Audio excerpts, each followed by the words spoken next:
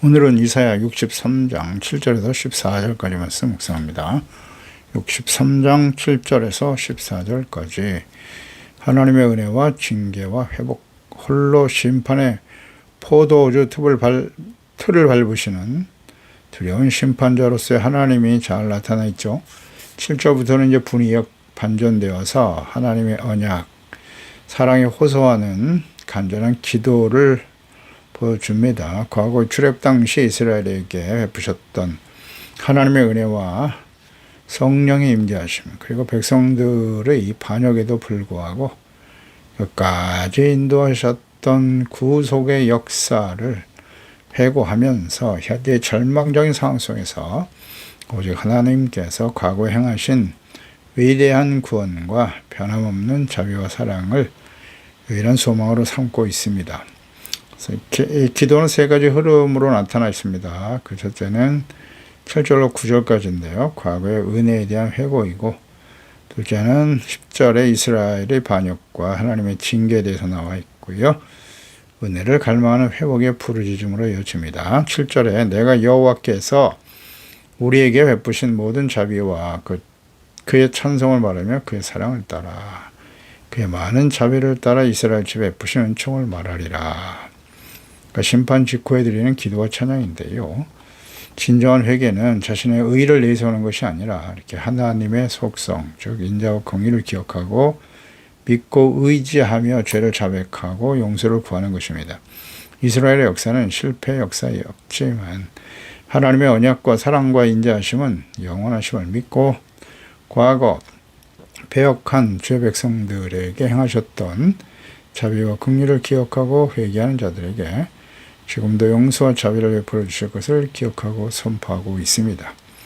반복되는 자비와 은총은 아브라함과 또 모세에 이어서 다윗에게 주셨던 하나님의 약속의 그 뿌리를 두고 있는 것입니다. 이스라엘이 멸망의 위기에 처해 있을 때 그들이 의지할 수 있는 유일한 근거는 시내 산에서 맺은 율법이 아니라 하나님께서 그들의 조상들과 맺었던 무조건은 아니죠. 하나님의 그 영원한 약속의 신실함에 근거한 것이죠. 그래서 하나님의 은혜는 결코 우연이 아니라 역사를 관통하는 하나님의 신실하신 약속의 성취인 것입니다. 그의 사랑을 따라 그의 많은 자비와 사랑을 따라 그랬어요. 이 반복적으로 강조하고 있는 것은 하나님의 넘치는 풍성함을 증거하고 은혜의 풍성함, 현재 영적 빈곤함과 극적인 대조를 보여줍니다. 주의 백성들은 항상 하나님을 무시하고 반역하고 완고하여 회개하고 돌이키지 않았어요. 그래도 하나님 오래 참으시고 그 사랑과 영원하신 인자와 긍휼을 보여주셨기 때문에 이를 믿고 기도하고 있는 것입니다. 솔로몬이 성전을 완공하고 하나님의 임재하심 앞에 드리는 기도에 보면 역대하 5장 13절이야죠.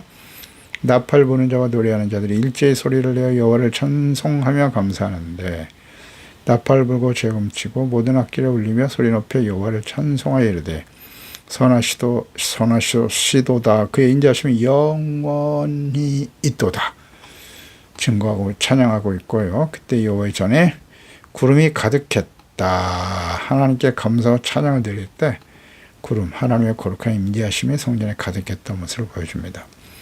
하나님의 선하심, 자비하심은 영원하시다.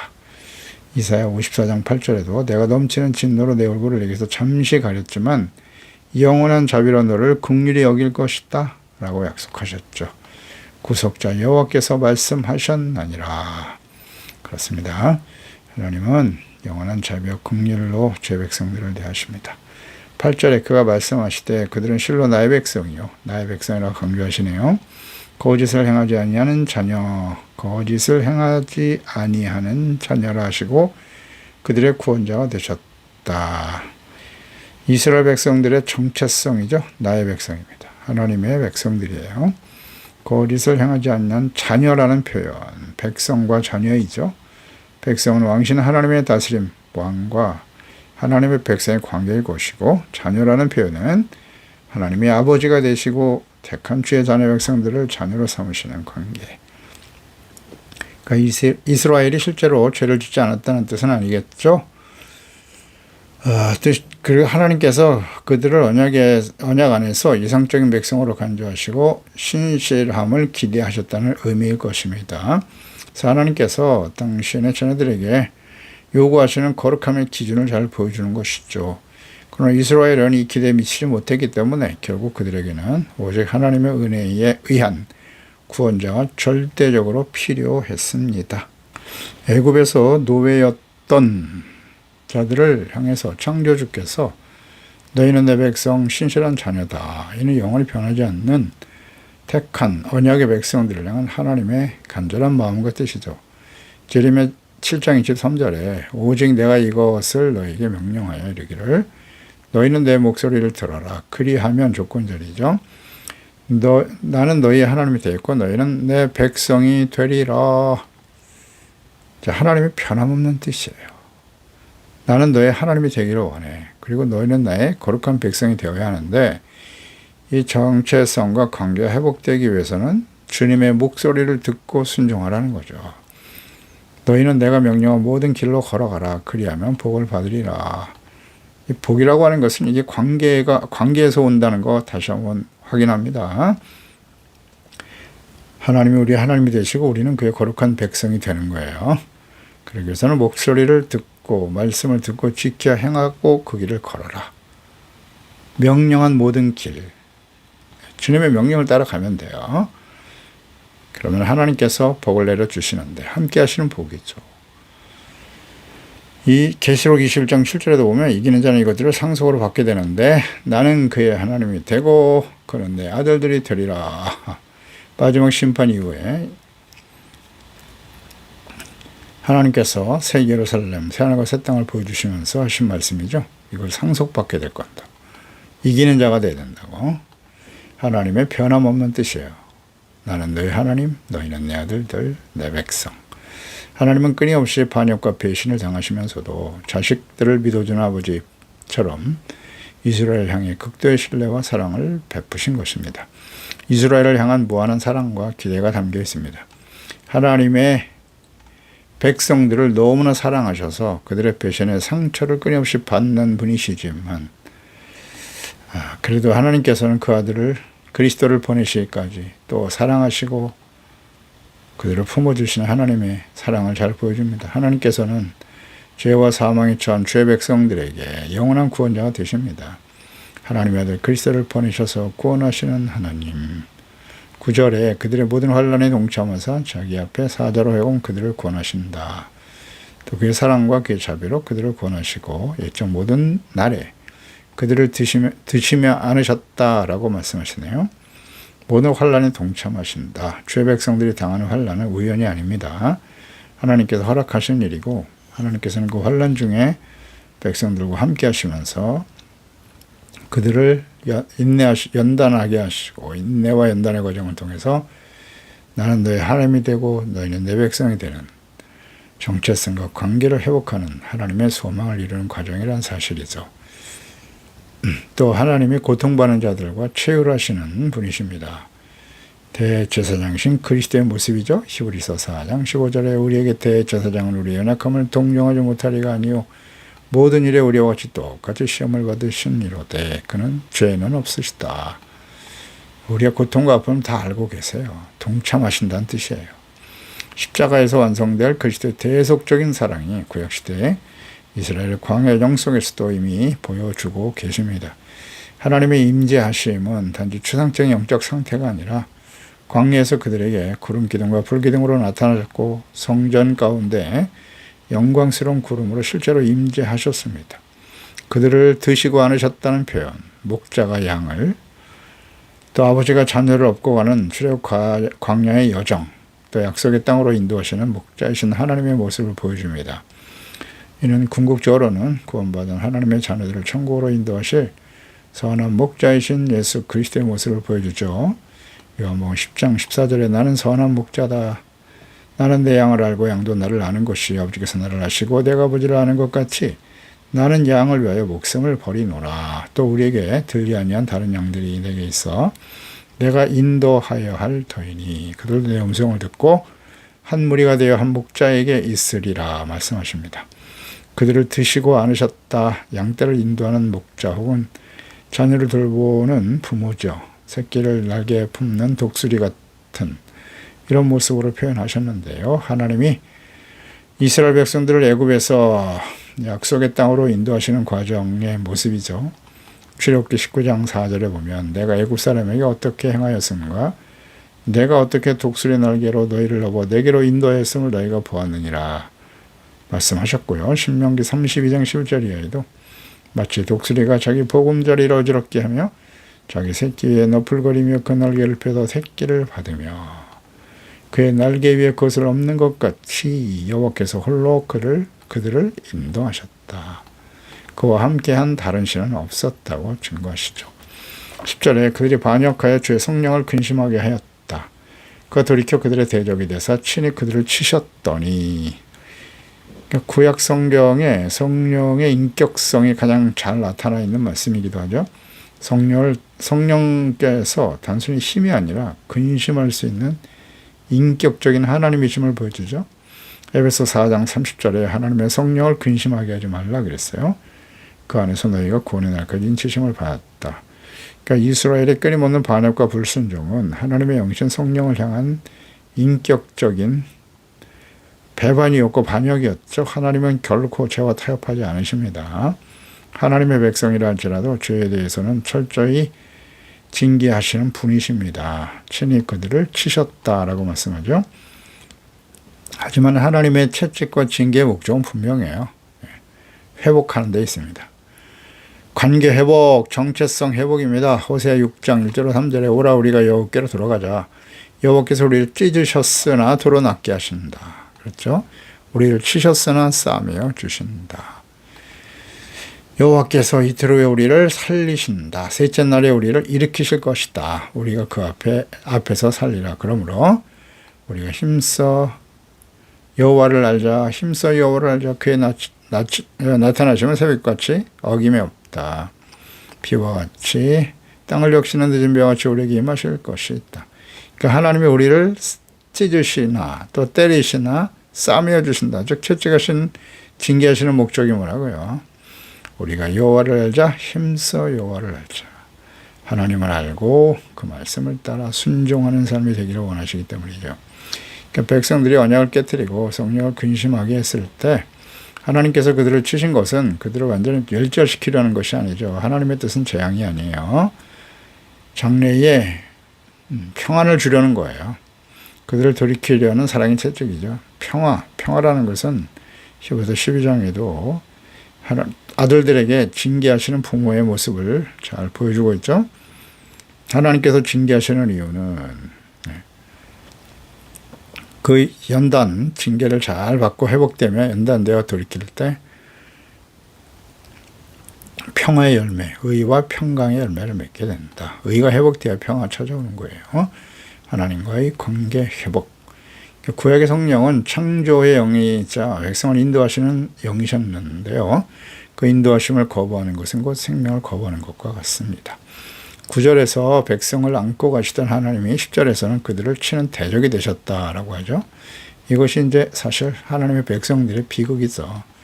주의 성령을 근심하게 하였다라는 말씀인데요.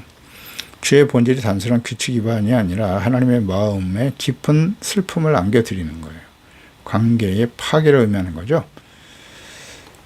인간의 반역이 하나님의 가장 깊은 내면에 이렇게 아픔을 주는 겁니다. 11절에 백성이 옛적 모세 때를 기억하여 이르되 백성과 양떼의 목자들 바다에서 올라오게 하시니가 이제 어디 계시냐. 그들 가운데 성령을 두시니가 이제 어디 계시냐. 그러니까 환란이 주는 유익이 바로 이것입니다. 고난 속에서 백성들은 과거의 은혜, 구원의 은혜를 기억해내는 겁니다. 백성과 양떼 목자들 바다에서 올라오게 하시니가 이제는 어디 계시냐라는 탄식은 하나님의 부재를 의심하는 것이 아니라 하나님의 임재하심, 존재 자체를 의심하는 것이라기보다는 다시 강력한 임재와 구원이 나타나기를 갈망하는 절박한 기도의 모습이 있죠. 예. 그렇습니다.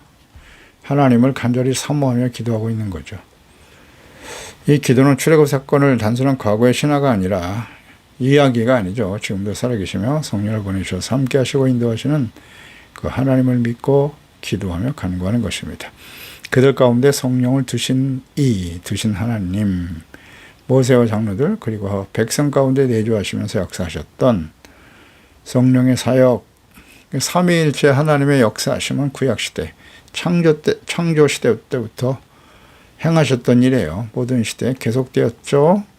하나님과 아들 예수 그리스도 성령 하나님 삼위일체 역사하심 창조 때부터 시작됐어요. 우리가 우리의 형상대로 사람을 만들고 우리라는 표현을 썼잖아요. 상황은 절망적이고 하나님은 침묵하시는 것 같지만 선지자는 불평하는 대신 하나님의 찬란한 과거의 영광을 선함으로써 현재 어둠을 뚫고 승리하며 나아갈 수 있기를 바라고 기도하는 것입니다. 그러니까 모세는 과거의 인물이지만 그를 통해 역사하신 하나님은 영원한 분이십니다. 현재 함께 하시는 살아계신 하나님, 그 하나님을 의지하며 백성들을 향한 자비를 베풀어 줄 것을 호소하며 기도하는 것입니다. 하나님께서 보내실 그리스도에게 성령을 또한 함께 보내셔서 사역을 감당하시죠. 부활 승천하신 이후에도 제자들과 성도들에게 성령을 보내주심으로 거듭나게 하시고 성령의 충만함과 능력을 힘입어 땅끝까지 그리스도의 증인이 되게 하시는 곳입니다. 성령을 보내주실 약속 요한복음 14장 16절이죠. 내가 아버지께 구하겠으니 또 다른 보혜사를 너에게 주사 영원토록 너희와 함께 있게 하실 것이다 약속하셨고요. 부활 승천하기 직전에 사도행전 1장 4절이죠. 사도와 함께 모이사 그들의 품바에 이르시되 예루살렘을 떠나지 마. 내게서 들은 바 아버지께서 약속하신 것을 기다려라. 요한은 물로 세례를 베풀었으나 너는 몇 날이 못되어 성령으로 세례를 받는다 라고 말씀하셨죠. 오직 성령이 마시면 너희가 권능을 받고 예루살렘 유대와 사마리아 땅끝까지 내 증인이 되리라 약속하신 것입니다. 12절 13절에 영광의 팔이 모세의 오른손을 이끄셨다. 그 이름을 영원하게 하사 그랬어요. 모세 지팡이 잡은 연약한 손을 붙드신 거죠. 모세가 무슨 대단한 능력이 있는 게 아니죠. 하나님께서 말씀하신 대로 모세의 손을 사용하셔서 애굽에서 구원하신 거고 홍해를 갈라지게 하신 겁니다. 이 기적의 주체는 모세가 아니에요. 하나님의 주권적인 능력이셨죠. 그 홍해가 갈라진 목적은 단지 이스라엘의 생존이 아니라 그 일을 행하시는 만군의 하나님 여호와의 이름을 영원히 증거하게 하려 하시기 때문이죠. 하나님의 영광에 초점이 있었다는 사실이에요. 그 영원한 구원의 하나님이심을 선포하고 증거하시는 겁니다. 깊은 바다와 광야를 지날 때 말같이 넘어지지 않게 하셨다. 하나님의 택한 백성들은 어떤 치명적인 위험 속에서도 하나님의 주권적인 보호 가운데 구원을 받을 수 있었습니다. 이스라엘 백성들은 오히려 광야에 있는 말같이 거침없이 안전하게 그 홍해를 건널 수 있었죠. 구속세의 여정은 장애물이 없는 길이 아니라 하나님의 강력한 인도하심을 통해서 그 장애물을 뛰어넘는 기적의 연속이었다는 사실이죠. 바다의 깊음은 혼돈과 죽음을 의미하는 것이죠. 그래서 하나님의 영광의 팔은 그 죽음 가운데로 백성들을 평안과 생명과 구원의 길로 인도하신 것입니다. 이스라엘의 현재 포로 생활이죠. 바벨론 포로 생활과 고난 역시 하나님께서 다시 구원의 팔을 펴시며 병을 달리는 말처럼 거침없이 회복될 수 있다라는 소망을 주는 말씀인 것이죠. 14절에 여호와의 영이 그들을 골짜기로 내려가는 가축같이 편히 쉬게 하셨다. 또 주께서 이와 같이 주의 백성을 인도하사 이름을 영화롭게 하셨나이다 하였나니라. 여호와의 영이 이스라엘을 약속의 땅, 적과 꿀이 흐르는 가나안 땅으로 인도하셔서 안식을 얻게 하셨다는 것이죠. 이는 궁극적으로 그리스도 안에서 성도들이 누릴 영적인 안식 그리고 영원한 천국에서 완성될 영원한 안식을 예표하는 것입니다. 구원의 궁극적인 목적은 이렇게 주의 이름을 영화롭게 하는 것입니다. 성령의 역사하심, 사역이 평안과 안식을 가져다 준다. 그렇죠? 여호와의 영이 편히 쉬게 하셨고 안식을 주는 거예요. 죄 사함을 받고 참된 안식. 그리스도의 하나님의 자녀들을 예수를 믿고 구원받게 하시죠. 거듭나게 하시고 구원받게 하시고 영원한 하나님의 나라로 천국으로 인도하셔서 안식과 평안을 얻게 하시는 겁니다. 사막의 뜨거운 열기를 지나 비옥한 골짜기로 내려가는 이 가축의 이미지는 하나님의 인도하심을 받는 자가 누리는 영혼의 충만한 만족을 의미하죠. 약속의 땅으로 인도하신 역사적 사실은 곧 하나님께서 현재의 바벨론 포로나 미래의 어떤 고난 속에 백성들도 결국은 예수 그리스도 안에서 성령 인도하심을 따라 참된 안식과 천국으로 인도할 것이다 라는 보증이 되는 것입니다. 처음에는 백성의 자격이 없음을 고백하면서 시작된 기도가 이제 하나님의 인도하심과 그 이름의 영광을 찬양하는 것으로 나타납니다. 구원의 역사는 우리의 필요를 채우는 것으로 끝나지 않고 피조물이 창조주의 위대하심과 영화로우심을 찬송하는 구원의 목적인 주의 이름을 영화롭게 하는 것으로 완성되는 것입니다. 아무리 험한 광야랄지라도 성령 인도하심에 순복하고 따르는 사람들은 마치 넓은 평원을 달리는 말처럼 넘어지지 않을 것이고요. 마침내 푸른 골짜기에서 안식하는 양떼처럼 사람 목자신 주님을 따라 나갈 때 참된 평안과 안식을 누리게 되는 것입니다. 그래서 우리의 삶의 목적이 자신의 안일함이나 성공에 머물러서는 안 되는 것입니다. 우리의 최종 목적은 사망과 또 죄악이 가득한 세상 가운데에서 우리가 끊임없이 영적 싸움을 싸우며 살아가지만 영원한 안식으로 인도하실 또 하나님의 이름을 영원히 영원롭게 하는 여기서 우리는 초점을 맞추고 살아가는 것이죠.